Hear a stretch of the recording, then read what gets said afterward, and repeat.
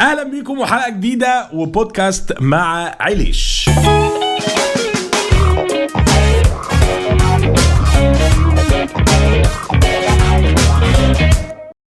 طبعا احنا مؤخرا بقت الحلقات بتاعتنا مرمورة بتبقى موجودة معايا، فخلينا نرحب في الحلقة التانية اللي موجود معايا فيها مريهان عمرو.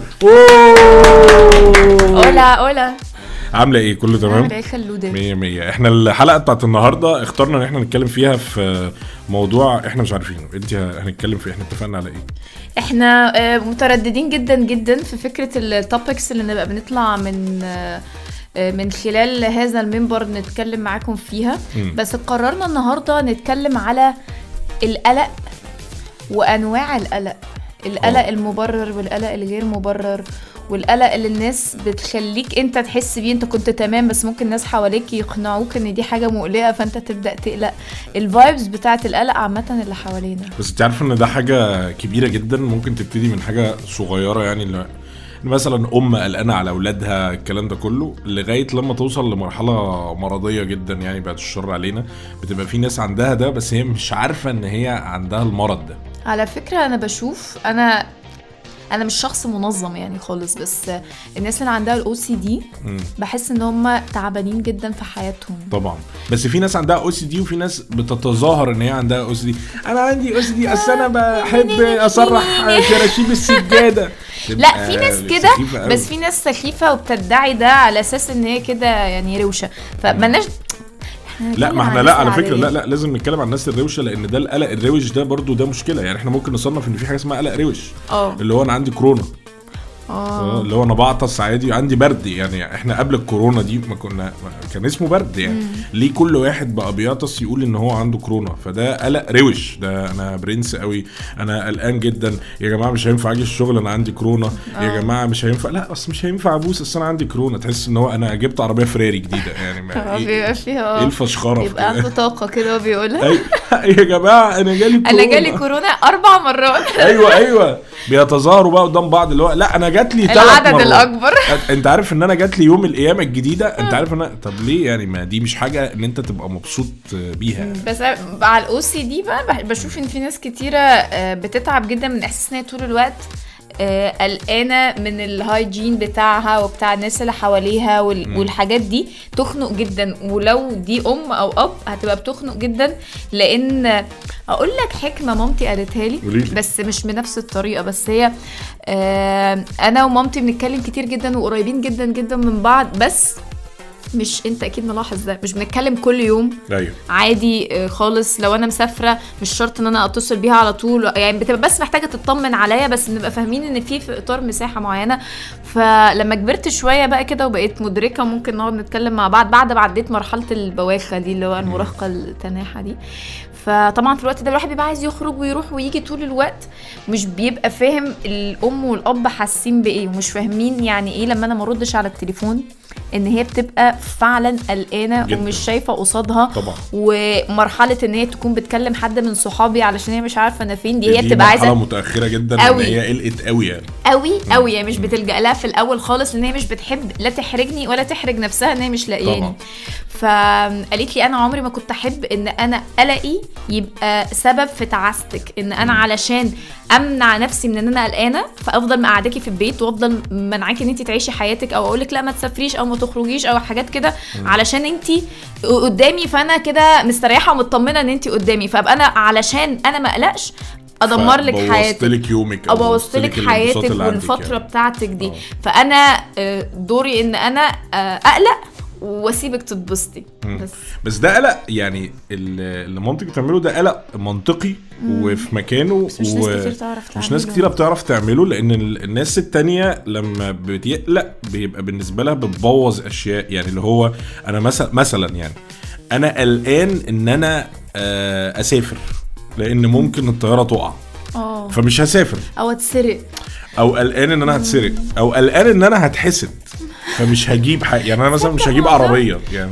على فكره موضوع القلق ده يتقسم اللي احنا استعجلنا ده يتقسم كتير قوي. ايوه طبعا. ما هو انت حتى قلقك من ان انت تقولي للاخرين مثلا ان انت عندك خبر سعيد، فانا قلقانه لحسن اقول لهم فتحصل لي مشكله، ولو حصلت مشكله احلف بقى للشخص ده انه عادي حصلت قضاء وقدر. لا لا لا انا مش هقول مستحيل. فانت كده حرمت نفسك من الانبساط ان انت تنبسط بالحاجه دي.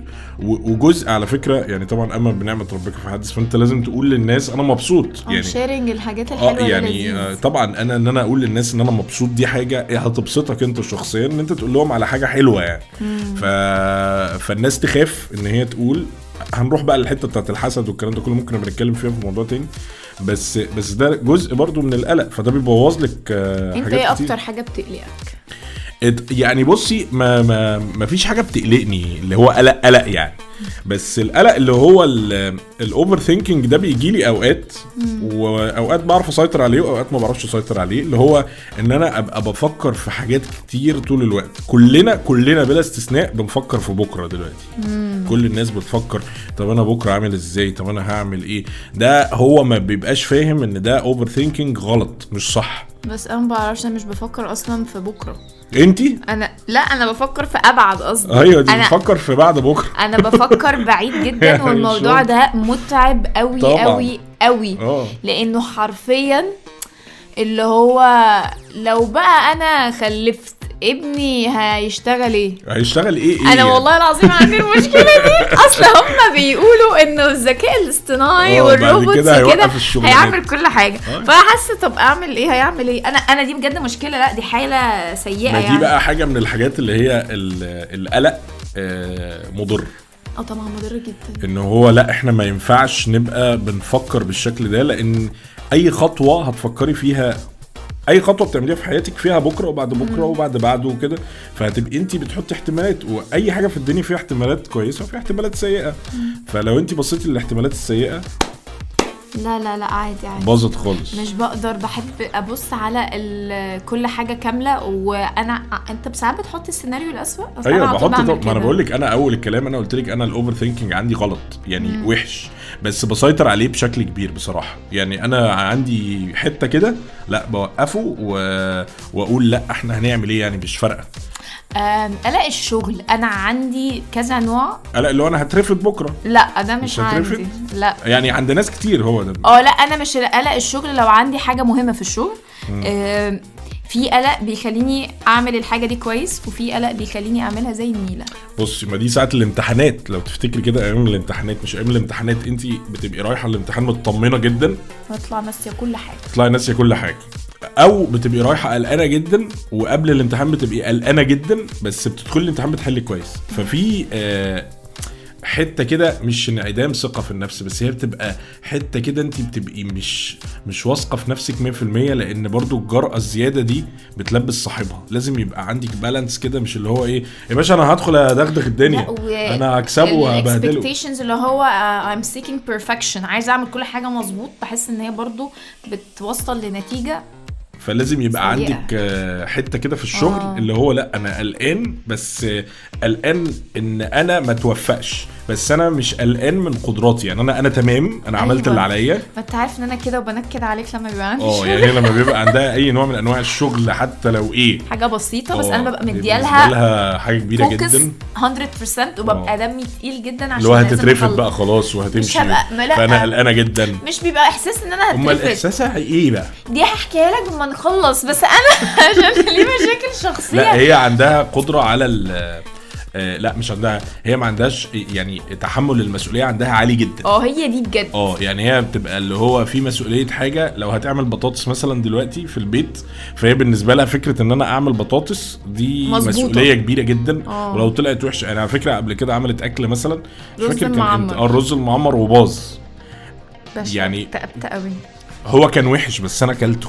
فهي الفكره ان انا كده باكل، انا ما اكلتوش، هي ما اكلتوش لان هو كان وحش، فهي حاسه بمسؤوليه كبيره جدا واتضايقت جدا ان هي هو رز معمر يعني. انا كنت بعمله بكل طاقتي ماشي، بس ما حصلش توفيق، ما توفقتش بصراحه، بس عملته تاني. هنعمله تاني، مش هعمله، ده قفلت تاني وهنعمل محشي هنعمل كل حاجه. ما هي بقى دي الفكره، ان احنا بنعمل اللي علينا والتوفيق ده بتاع ربنا سبحانه وتعالى. بس انا مثلا في حاجات يعني الرز المعمر ده ممكن انت بقى تطبقها يعني وانت بتسمعنا على حاجات تانية. ده المعطيات قالت لي ان هو مش هيطلع على بيتي، بس انا بعمل مكرونه بالبشاميل وحش، وبالرغم من ده بفضل اعملها. واخر مره كنت عازم صحابك عملت مكرونه بالبشاميل. أيوة عندي مثابره بقى على فكره. هو القصه مش قصه مكرونه بالبشاميل او رز معمر، هي الفكره طبقيها في اي حاجه في حياتك هتلاقيها اي حاجه في الدنيا هي مش مستحيله نعرف نعملها، بس احنا بنحاول نتعلم فيها، نجرب، صابت خابت، عملنا اللي علينا مظبوط 100%، كل الكلام ده كله. انا عندي كريمه لباني، ممكن ننزل نعمل شويه رز معمر لو عايز. ممكن نجرب الرز المعمر ونشوف الرز المعمر ده نطلع تاني بعدها تاني تجربه عامله ازاي. ده القلق اللي هو بتاع خايفه لا قلق ان انا اعمل الحاجه مظبوط علشان ابقى انا راضيه عن نفسي 100%. لا صحي. انت ممكن يكون عندك زياده شويه بس هو ستيل صحي يعني مش غلط.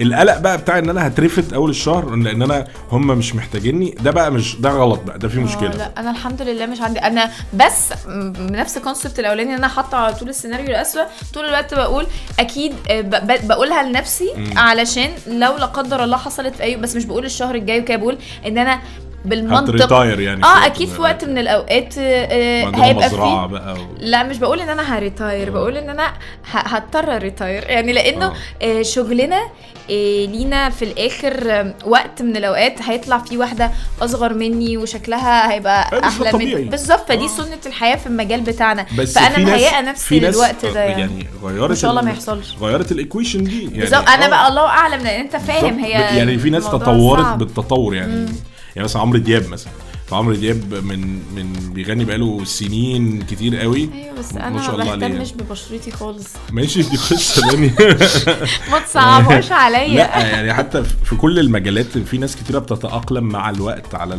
ايوه بس هي الفكره لما القلق ده يبوظ لك الشغل يعني بيقلل لك ثقتك في نفسك. يعني هو انت ليه خايف ان هم هيمشوك اخر الشهر؟ احنا مش بنتكلم علينا، احنا بنتكلم عامه يعني. ليه قلقان ان هم يمشوك اخر الشهر؟ لان انت حاسس كتير. ان انت شبهك كتير، لان انت حاسس ان انت مش شاطر، لان انت حاسس ان انا مش بعمل احسن حاجه عندي، فدي بتقلل لك ثقتك في نفسك.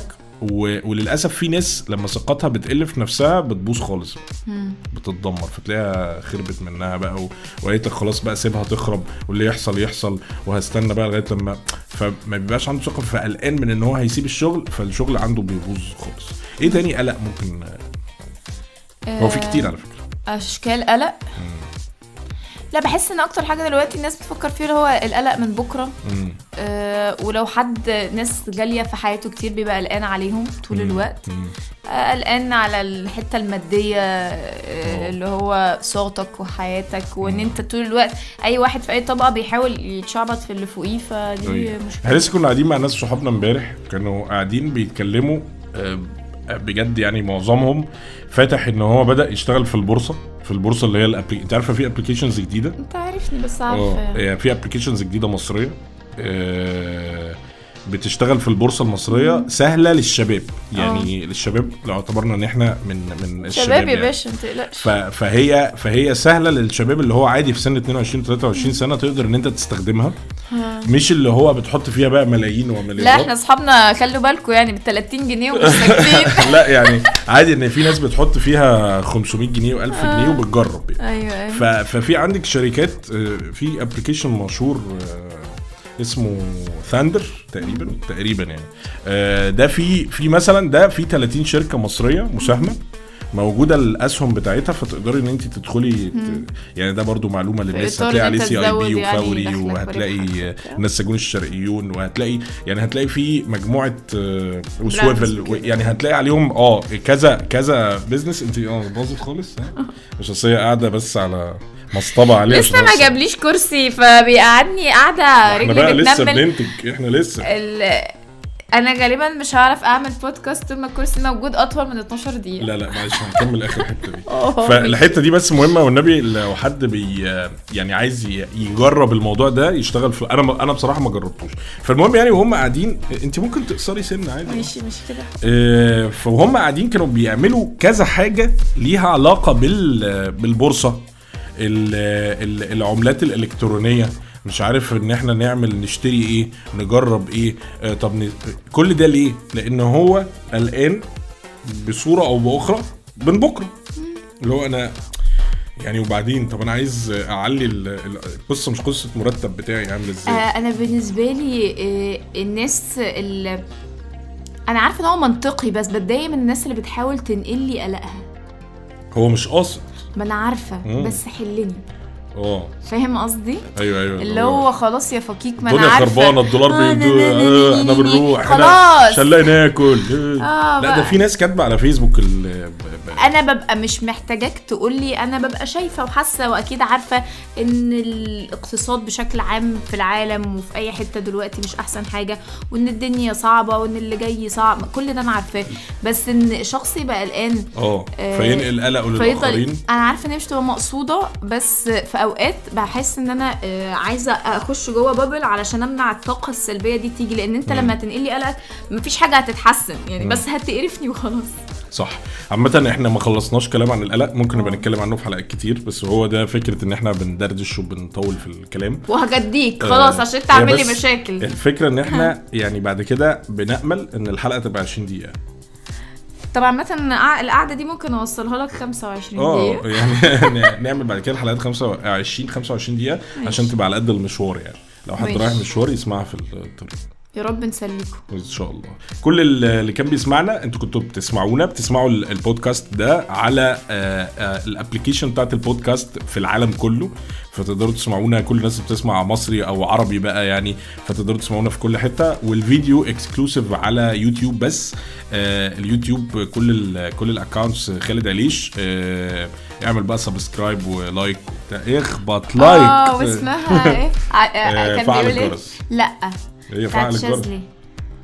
على المايك واعمل لايك بس يعني فعل الجرس اللي هو سبسكرايب علشان لما الحلقات الجديده تبقى موجوده تجيلك على طول. نشكركم جدا، نشكرك جدا. ثانك يو يا خلوده. وتبقي موجوده معانا بقى في حلقات كتير. على الله اشوفك داخل الاستوديو من غيري. لا خلاص اتفقنا. شكرا، باي باي.